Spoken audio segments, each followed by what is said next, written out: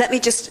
We've not got long to go. 7 minutes to go. 5 Live Boxing always goes like this. You always run out of time. And we haven't even got Bunsey with us. We haven't got Bunsey with us. I know there's no excuse. But we have had Freddie Roach, and we've got the guys in Las Vegas, and it's fascinating to have that kind of inside story of the press conference. Goodness knows what the weigh-in's going to be like tomorrow. But Paulie, I have to say that when I was driving in my car earlier on today, and I heard on 5 Live people say that there was talk of Ricky Hatton coming back and fighting you, I nearly drove off the road because, I mean, what's happening from your point of view, Paulie? What's happening there? I guess my guess is as good as yours. I'm curious, to say the least, and I'm wondering if there's any truth to the rumors or whatnot. I first heard about this a few weeks ago, maybe a month ago, and I paid absolutely no attention to it.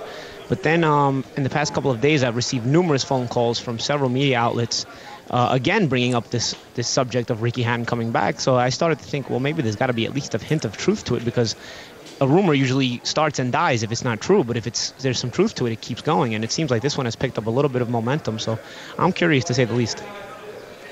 There was a huge rumor that Ricky Hatton would come back a year, 15 months or so ago to fight Eric Morales, and that really did gallop along, and in the end nothing happened. And it was a year ago this week that he held a retirement lunch at a plush casino in London to make a heartfelt speech about why he had decided it was time to walk away. But I was hearing just on the way here tonight that we might be getting an announcement as early as tomorrow.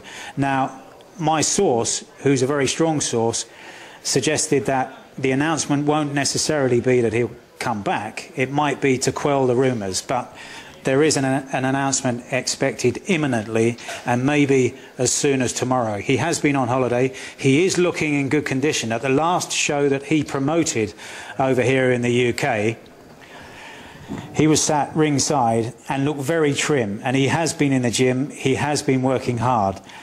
And one significant trigger might have been the loss of his promotional contract here in the UK with Sky Television, which has been a huge blow to his promotional company, because Sky Television dominate the boxing landscape over here, and without that particular contract, it's very difficult to see what Hatton could do for his fighters and his company. So they're in a sense of limbo at the moment. It's a very difficult time in his life, and this might be for him one way of giving his life a sense of purpose once again. Remember, it's 2 years since he checked himself into rehab for alcohol and cocaine addiction. This is a particularly sad story if he needs boxing to get his life back on track. And there's a sense that when he's in the gym, he's living cleanly and behaving himself. It's when he's not in the gym that his life loses structure. Would you want to fight him, Paulie, if he was going to come back? Anytime you get a chance to avenge a loss, you always want to take that chance and take that fight. But here we have